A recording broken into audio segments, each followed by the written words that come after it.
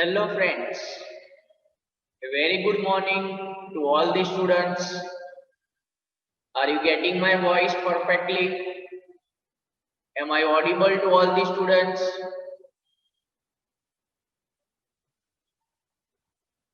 Okay, fine. So friends, if you remember in the last lecture, we have discussed some of the important points of the first chapter, that is the introduction. In the last lecture, we have understood the comparison between the heat and the work, and also we have understood the sign convections between the heat and the work. Then we have understood the concepts related to the engineering thermodynamics, in which we have considered the concept of a thermodynamic system, the thermodynamic boundary, as well as the surroundings. Then we have understood one of the most important questions of this chapter, that was the types of the thermodynamic systems. Basically, there are three types of the thermodynamic systems. They are: number one, open system; number two, closed system; and number three, that is the isolated system. So let us check what you remember of this system. Let me ask you a simple question. In closed system, which interaction is not possible? In closed thermodynamic system, which interaction is not possible? Okay, I am getting the perfect answers. Very good. Rule number 60, 51, okay, 82, mass interaction. See, 51 has given me the answer. Heat and mass exchange, dear friend, only we need to consider the mass transfer, because we have already understood heat is a form of energy. So in the closed system, there is only the energy transfer. So there can be the heat transfer also, but there is no mass transfer. Okay, 51, have you understood? Roll number 51. Okay, fine. So, and we have understood in the last lecture, that is the thermodynamic properties. In the thermodynamic properties, we have understood two types of the properties. They were the intensive properties and the extensive properties. Intensive properties are independent of the mass, whereas the extensive properties are dependent on the mass. So friends, this is the last lecture of this chapter, and this lecture is very important considering the theoretical examination, because whatever points we are discussing in the today's lecture, majority of the points are most important and that can be asked in your theoretical examination. So let us start with the discussion of the current session. First, we will understand some of the terms related to the change of state. Then we will understand the concepts related to the thermodynamic equilibrium. Then we will understand the basics of the internal energy and the enthalpy. And finally, we will understand the different laws of the thermodynamics.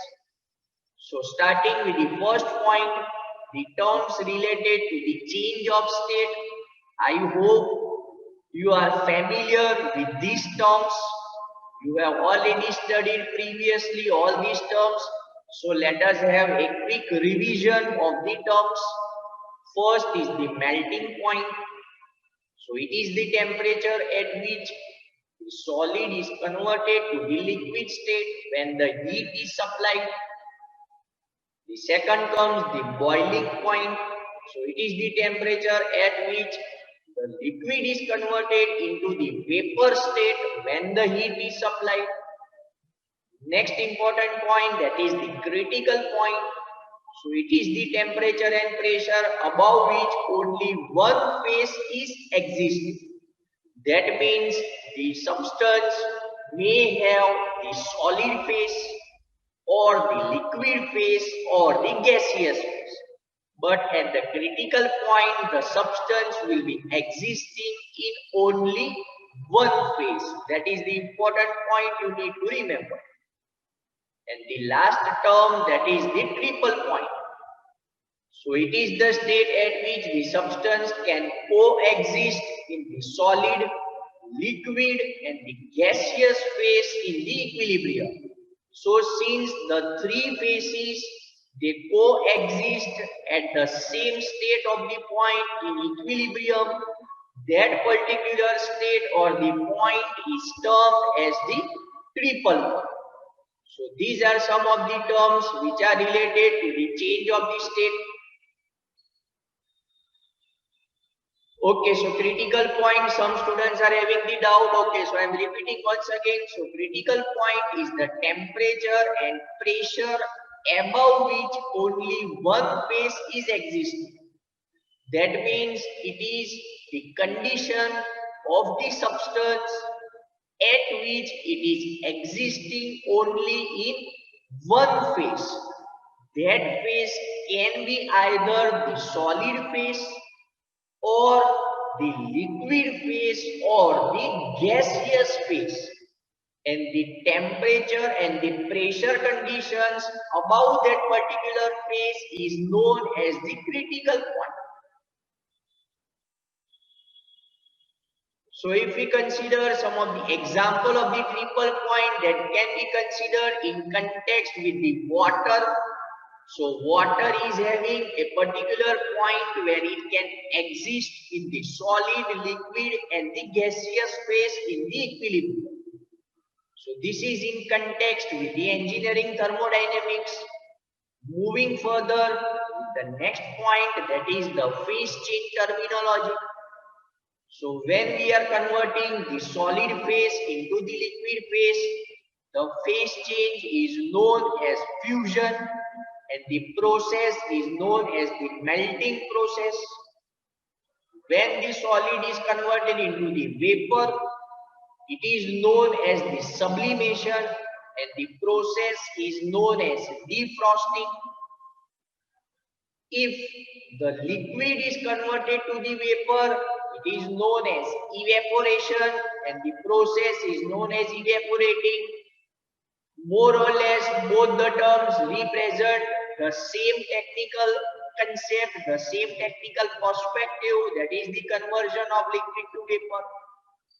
Next, the conversion of liquid to solid, that is the phase change is known as fusion and the process is known as freezing. And the last phase change terminology, that is in context of vapor to solid phase, that is again known as the sublimation, but the process is known as frosting. And the final, that is vapor to liquid state, that is known as condensation and the process is known as condension. So these are some of the terms you need to remember. Proceeding further with the next topic of this session, that is the thermodynamic equilibrium. So before understanding the thermodynamic equilibrium, first we need to understand what is the equilibrium state. So in thermodynamics, the state of a system in which the properties have the definite or the unchanged values. That means the fixed values, constant values, as long as the external conditions are unchanged, then that state of the system is considered as the equilibrium state. I am repeating the definition once again, so try to focus on this point. The state of the system in which the properties have the definite unchanged values. As long as the external conditions are unchanged, then it is considered as in the state of equilibrium. Now let us understand what do you mean by the concept of thermodynamic equilibrium. A system is said to be in a state of thermodynamic equilibrium if the value of the thermodynamic property is same at all the points in the system. Dear friends, here we are considering the system, that is the thermodynamic system, and the equilibrium which is attained in the thermodynamic system that can be considered as a type of the thermodynamic equilibrium. That means all the values of the properties is same at all the points in the system. If we consider the isolated system, then the isolated system always reaches in a very short time a state of the thermodynamic system. Because friends, in the last lecture we have understood in the isolated system there is no mass transfer, there is no energy transfer. So if we consider a case of an isolated system, it can easily attain a thermodynamic equilibrium. Proceeding further with the discussion of the thermodynamic equilibrium, in the thermodynamics, if a system wants to attain the thermodynamic equilibrium, then compulsory the system needs to attain these three types of equilibrium. The three different types of the equilibrium are the mechanical equilibrium, the chemical equilibrium, and the thermal equilibrium. In the understanding of the thermodynamics, a system is said to be in mechanical equilibrium in which all the forces are balanced by one another. Or in another case, we can tell that a thermodynamic system is said to be in mechanical equilibrium in which it is having no unbalanced forces. That means all the forces acting on the system are balanced by one another. Hence, we can tell that the thermodynamic system has attained the state that is the mechanical equilibrium. Next state, that is the chemical equilibrium. In thermodynamics, a system is said to have attained a chemical equilibrium when there are no chemical reactions taking place in the system. So it is very easy to understand when there are no chemical reactions, no intermediate reactions between the systems or between the system and the surroundings, then we can consider the system considered for the analysis or for the thermodynamic analysis has attained the state of the chemical equilibrium. Next, the third type of the equilibrium that is important to understand, that is the thermal equilibrium. So a thermodynamic system is said to have attained a thermal equilibrium when all the components in the system are at the same temperature. That means there is the uniformity of the temperature throughout all the points in the system. All the points, all the components in the system, all are having the same temperature, then we can consider the system has attained a thermal equilibrium. So whenever we are combining all these three equilibriums, such as the mechanical equilibrium, chemical equilibrium, thermal equilibrium, so finally we can conclude that the system has attained the thermodynamic equilibrium.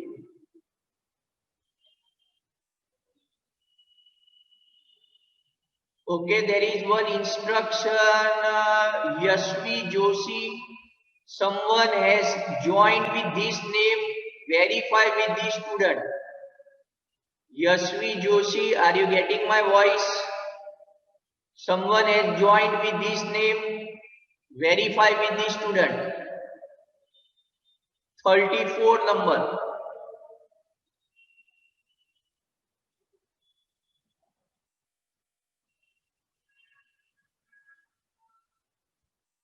Okay, one student is asking, it is possible to create 100%. Okay, if we consider the practical cases of the thermodynamics, we cannot have the 100% equilibrium of the thermodynamic systems. But for analyzing, we are considering to be in the state of the equilibrium. Okay. So Yashvi Joshi, you need to rename. Okay.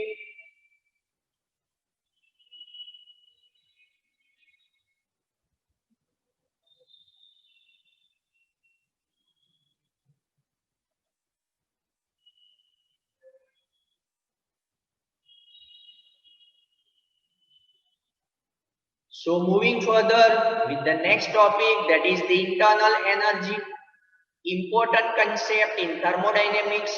So internal energy is the energy possessed by a body or a system due to its molecular arrangement or the motion of the molecules. That means the mass contained in the body represents the internal energy of the body. Internal energy in technical terms, it is denoted by capital U. The internal energy per unit mass is called the specific internal energy. And specific internal energy is denoted by small u. Generally, friends, the internal energy is a function of temperature, and the internal energy can be increased or decreased by adding or subtracting the heat to or from the substance. If we consider the mathematical relation for finding the internal energy, it is given as Q is equal to U plus W, where Q, as we are knowing, it is the amount of heat, W is the amount of work done, and U is the internal energy. So these are some of the concepts of the internal energy. Now let us understand the concept related to the enthalpy. Again, one of the important parameter in the thermodynamics. So enthalpy is defined as the summation of internal energy and the flow energy. So enthalpy is a thermodynamic property of a fluid which is denoted by capital H. If we consider the enthalpy per unit mass, it is known as the specific enthalpy. And the specific enthalpy is denoted by small h.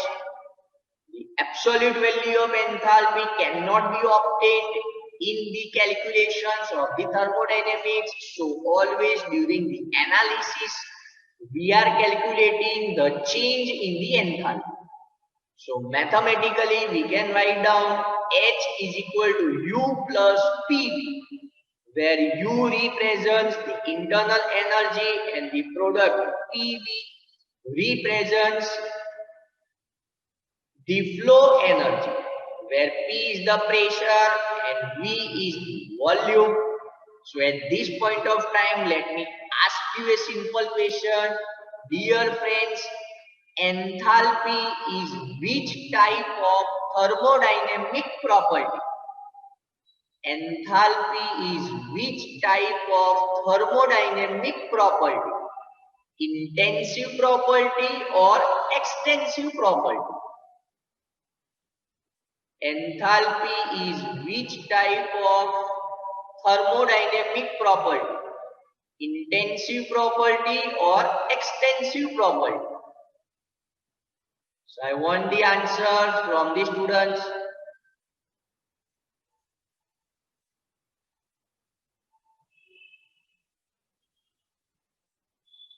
Okay, I am getting some of the mixed responses from the students. Okay, some are telling it is intensive, some are telling it is extensive. Okay, So dear friends, the enthalpy, that is an extensive property, because enthalpy will be totally dependent on the mass.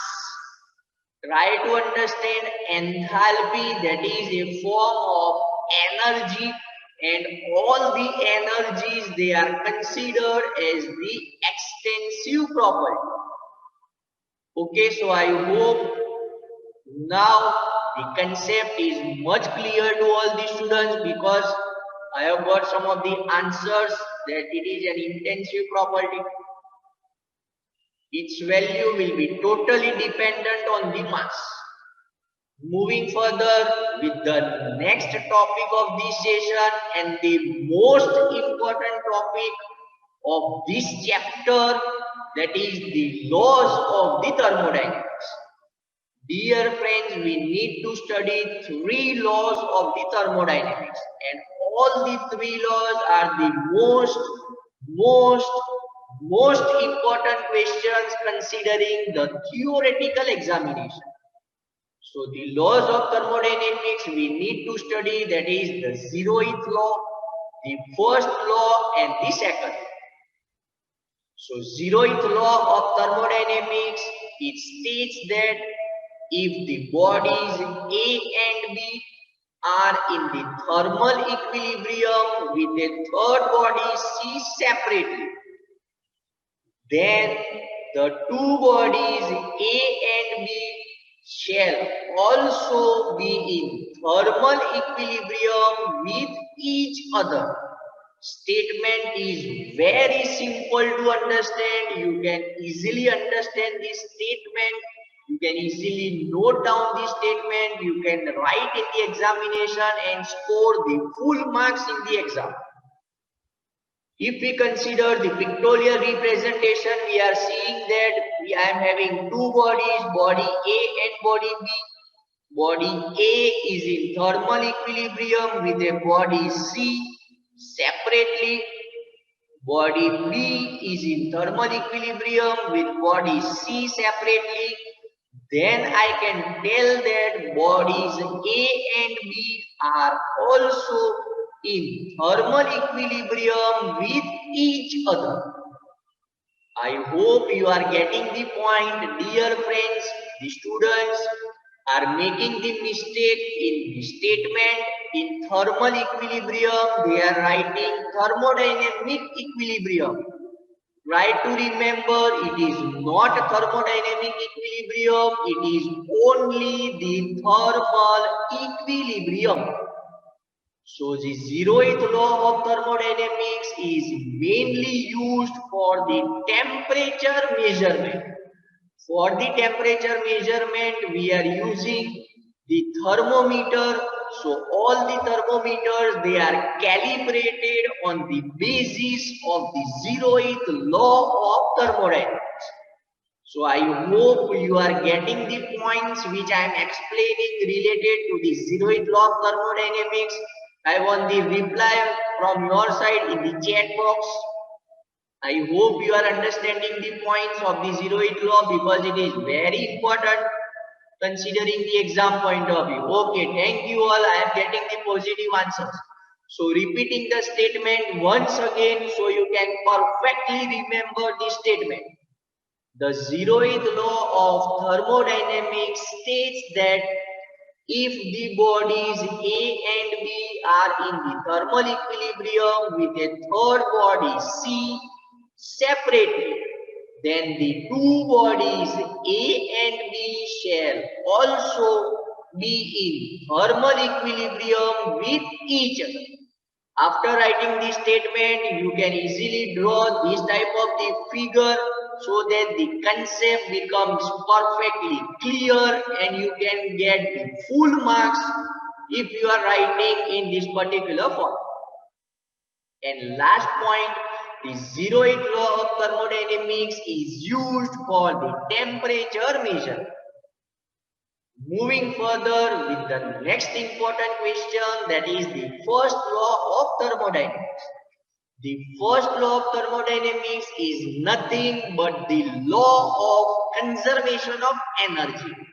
We have already understood the law of conservation of energy. The same statements are repeated in the first law of thermodynamics. So first law of thermodynamics states that energy can neither be created nor be destroyed. The energy can only be converted from one form to another form. Okay, rule number 86. Okay, please off your videos. So the first law of thermodynamics states that energy can neither be converted nor be destroyed. The energy can only be converted from one form to the another form.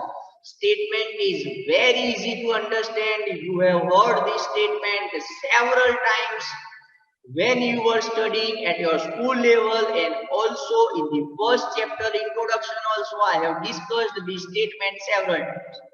So the first law is used for studying the relationships between the various forms of energy and the energy interactions which are taking place between the systems and the surroundings.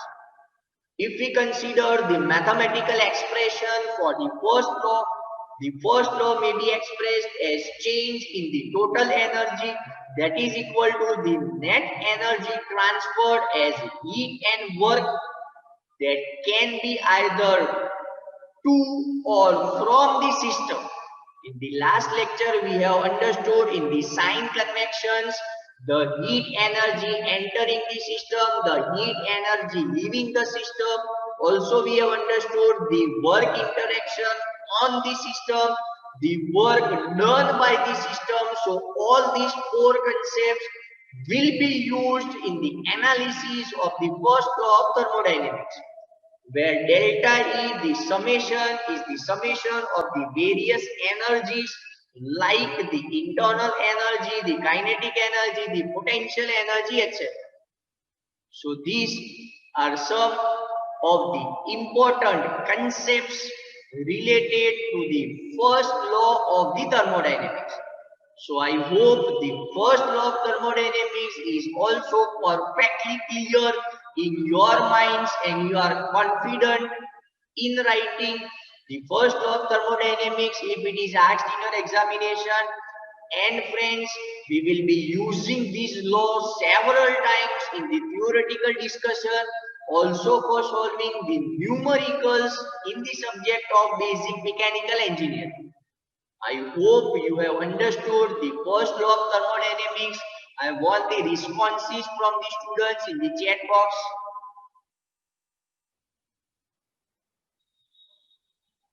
Okay, I hope you have understood the first law. Okay, fine. I am getting the good positive responses. Thank you all.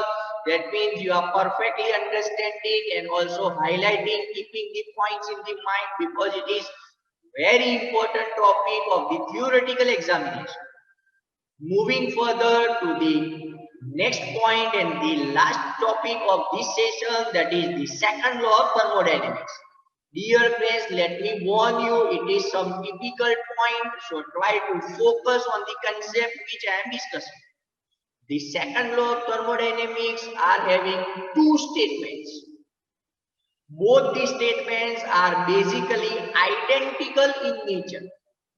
But if we violate one of the statement, then the other statement automatically gets violated. The two statements of the second law of thermodynamics are the Clausius statement and the Kelvin-Planck statement. So first, let us perfectly understand the Clausius statement. So Clausius statement states that it is impossible, and this impossible in technical terms, it is perfectly impossible. That means we cannot create or develop such type of the condition.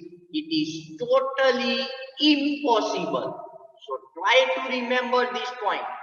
Clausius statement, it is impossible to have a device that while operating in a cycle produces no effect other than the transfer of heat from a body at lower temperature to a body at the higher temperature. So friends, the Clausius statement tells that it is impossible for a device operating in a cycle to take the heat energy from a body at a lower temperature and transfer it to a body at a higher temperature. We cannot develop such a device which can perform such type of the function. So repeating the Clausius statement once again so that you can get the points which I am trying to deliver to you. Clausius statement, it is impossible to have a device that while operating in a cycle produces no effect other than the transfer of heat from a body at lower temperature to a body at higher temperature. Dear friends, if you think more and more on this statement, you can tell that the opposite of the Clausius statement that is possible. We can automatically transfer the heat from the body at higher temperature to a body at lower temperature. But the reverse is never possible automatically. I hope after such detailed discussions related to the Clausius statement, now you are getting some of the points of the Clausius statement. Moving further with the second statement of the second law, that is the Kelvin-Planck statement. It is impossible for a device operating in a cycle to produce net work while exchanging the heat with the bodies at the single fixed temperature. That means again it is impossible for a device or to develop a device which continuously takes the heat from the single fixed temperature bodies and it continuously produces the work at the output. So these are the two most important fundamental statements of the second law of the thermodynamics. And dear friends, remember majority of the mechanical systems, they are the modifications of the second law of thermodynamics. In the mechanical systems, we have taken the base of the second law of thermodynamics and we have developed several systems and they are giving a very good performance. And in our day-to-day life also, we are using several systems, several components which are just the modifications of the second law of the thermodynamics. I hope now you are getting some of the points which I am trying to explain, which I am trying to deliver to you related to the second law. So friends, with this, we are completing the first chapter. The chapter was the introduction. I hope you have understood the points which I have discussed in this chapter. Also during the discussion, I have told you which are the important points, which are the important theories you need to focus on and which can be asked in your examination. So friends, with this we are completing the first chapter of the introduction. From the next lecture onwards, we are starting one of the most important chapter, that is the third chapter. And the chapter name, that is the properties of the gases. And in that chapter, that is a total analytical chapter which will be having several derivations, and finally we are going to solve many numericals related to the properties of the gases. So friends, with this I am concluding the session from my side. Thank you for watching the session. Have a nice day. Now friends, the session is open to you. If you are having any questions, you can ask your question in the chat box.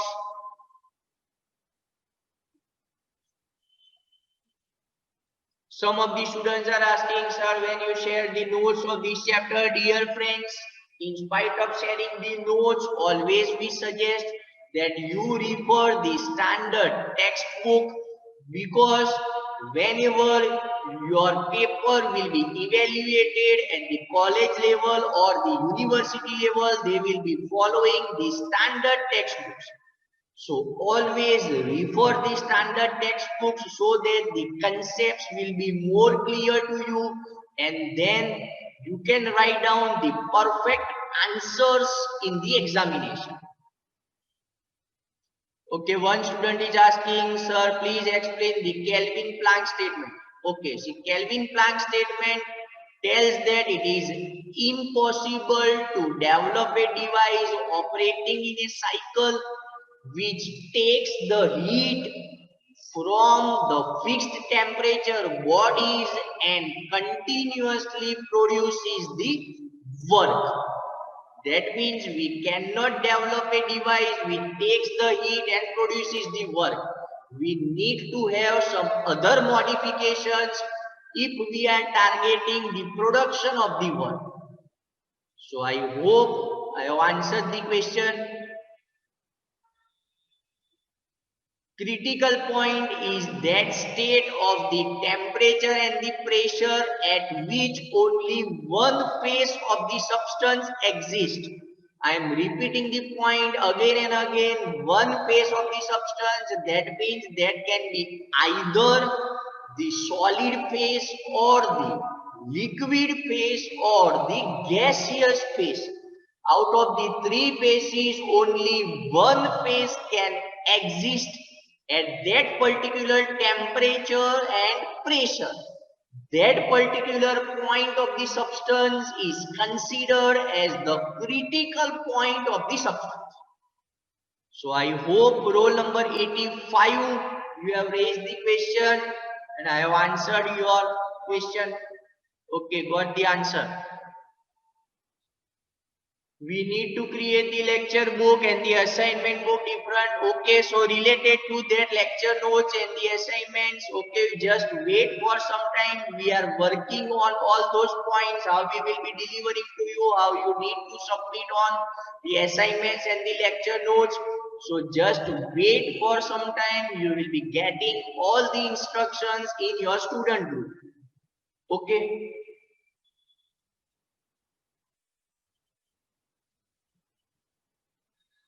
Any other questions? If you want to ask, you can ask in the chat box. I am having some few minutes left.